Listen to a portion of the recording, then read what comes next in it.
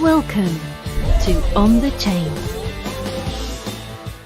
But I do want to go over to Stu Alderoty. Why? Because he's Ripple's attorney. And he also, wrote an interesting article. So, when the times get tough, you come out swinging. You don't sit back and say, hey, it's time to take a break. You come out even stronger across the board. So this nice written article from Stu Alderoty, and really interesting. This was out June 13th, so a couple days ago.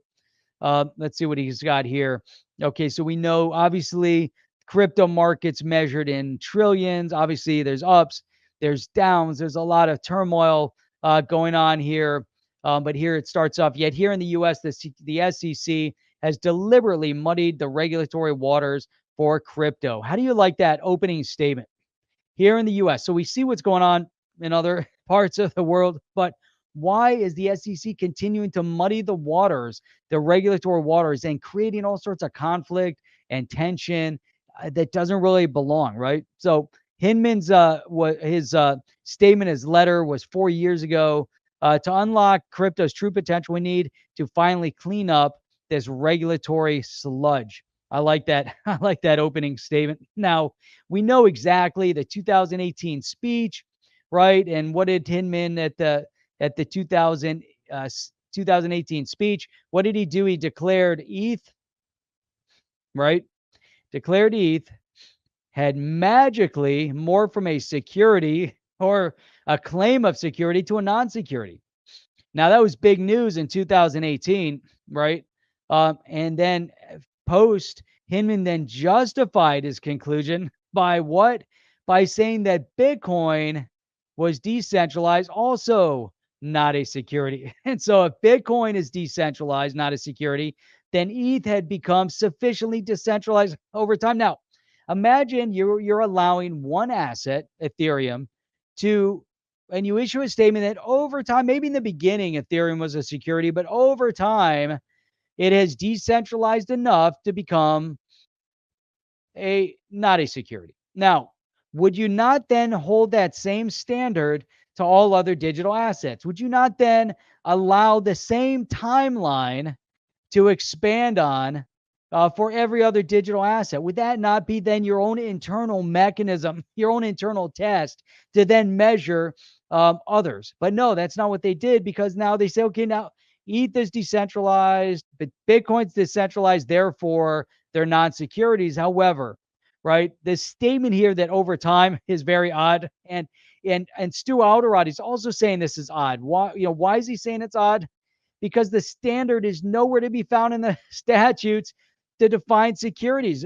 Nothing. They're just whatever, right? Hey, we're just going to make it up as we go along. It's also not found in the three-part Howey test established in a 1946 Supreme Court case used to determine when something is a type of security known as an investment contract. So I like how Stu is just hitting it, from every perspective, every level. So we all know the idea behind the Howey test, that it has to be so here he says, like a traditional share of stock, I'm making a passive investment in a common enterprise, right? So that's one of them. That's a big one. Does that give me the right to share the enterprise's profits derived solely from, here's the other one, solely from the efforts of those running the enterprise? So that's another one, right? Decentralized is not part of any test under the law. So we saw that all this stuff was happening. Now it had to be pulled out through a FOIA request, through Empower Oversight, in order to get some of the information delivered. Now it's amazing the lengths that individuals have to go through in order to get any kind of information. So then you have to wonder, why is it that the government is actually covering up all of this information? What do they have to hide if they won't release it when it should be publicly available data, publicly available knowledge? So you have to go through a Freedom of Information Act. You have to request it, demand it, and fight for it, fight for your right to see it, because it is the right. Now, it's interesting here because Hinman failed to mention that he was still receiving millions of dollars from his old law firm. right? And so these are things that we've seen John Deaton talk about a lot. Here you have Stu Alderoty really hitting bullet point by bullet point by bullet point. And he says, but whether or not he knew of the EA connection when he gave his speech, which is the Ethereum Enterprise Ethereum Alliance, the SEC has not commented on what is at the very best the appearance of a conflict. I mean, it's crazy, right? It's doubtful the SEC would stay silent if a public company CEO were in it. Could you imagine if there was, the CEO or the SEC wouldn't, hey, you know what? I'm not going to release the documents. No, I mean, we have a conflict, but I'm not going to release them and you can't do anything about it. And the SEC, that's exactly, the side that they're taking. So now here, and this is again what we've seen argued over and over, time and time, despite disclaimers that the speech, Hinman's speech, was personal opinion, not necessarily that of the commission, right? The market took Hinman's speech to heart. I mean, this is really important. Hinman's speech for Ripple, Hinman's speech affirmed the conclusion that XRP, a crypto that exists on an open, permissionless, decentralized blockchain ledger, was a commodity and or virtual currency, certainly not a security. So this is where you have actors within the community, builders within the community, those like Ripple and utilizing XRP, would then take note of what his statement was. Here you have, which we know very well, December of 2020. What did the SEC do? Well, they filed a misguided lawsuit against Ripple. We know what the outcome was. We know what the detrimental impact was. And it wasn't that the SEC just went after Ripple. The SEC also then decided to attack in writing those within the XRP community. I mean, you can't make this stuff up. The SEC hasn't really articulated its theory, but whatever it is, it's a stretch since XRP has been freely traded in the open market for a decade, right? It's not a contract for investment with Ripple, and everybody knows that. So now, hang on. So this is really good because Stu Alderoty, who is the attorney for Ripple, penning this, it's outstanding. What the suit appears to be is a continuation of the SEC's assault on all crypto in the US. Right? So here we have the SEC in the litigation. They vacillated as to whether Hinman's speech was his personal view or a signal from the SEC Division of Corporate Finance, but seems to be sticking to its story that it's not guidance from the committee.